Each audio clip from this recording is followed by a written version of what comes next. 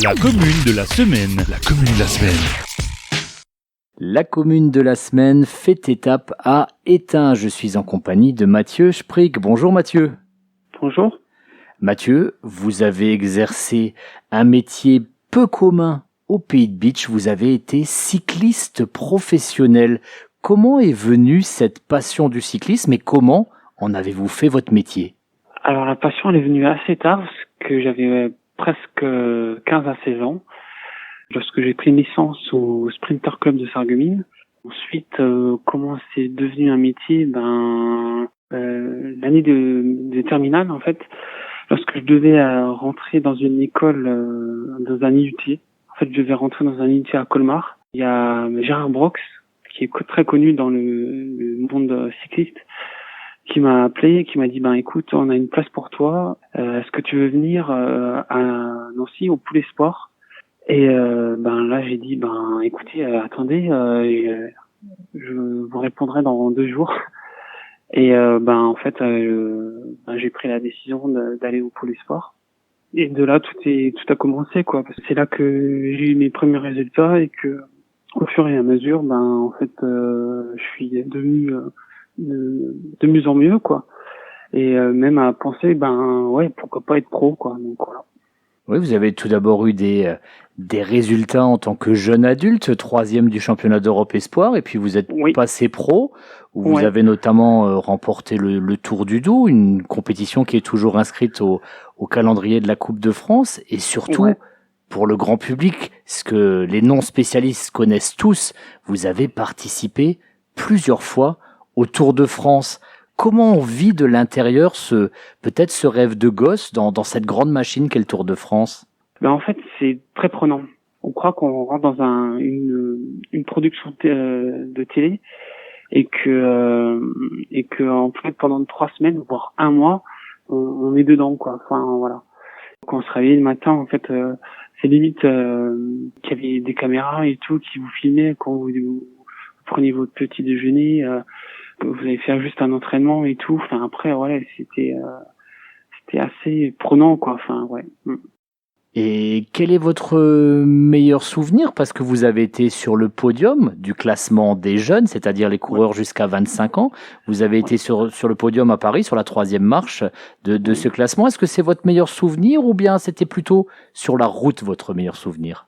Mon meilleur souvenir, c'est quand même à Paris, lors de mon premier tour justement.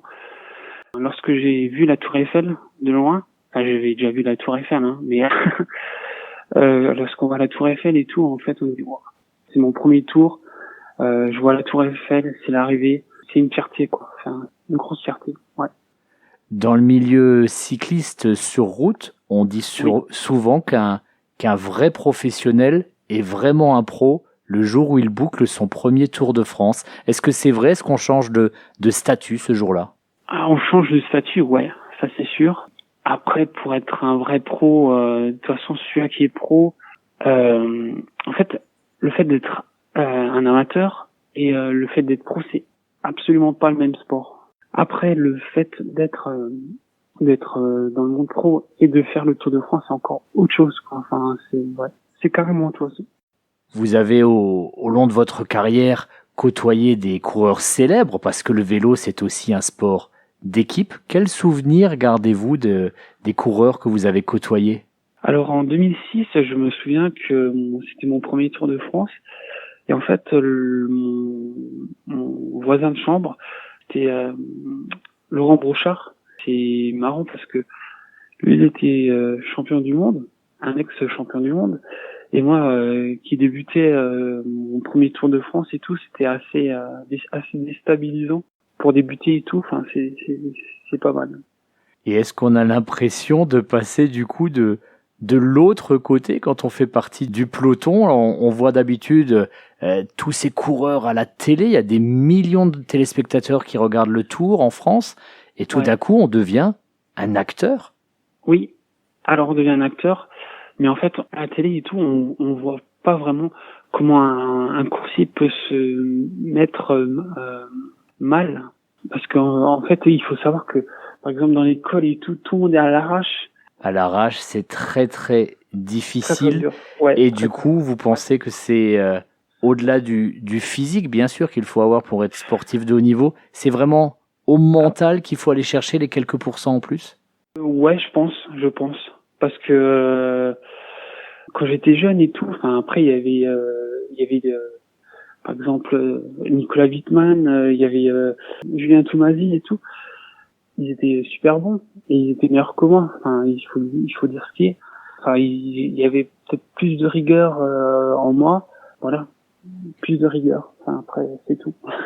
Votre carrière a malheureusement été stoppée avant sa fin naturelle, si j'ose dire, par un malheureux accident, un accident vasculaire cérébral.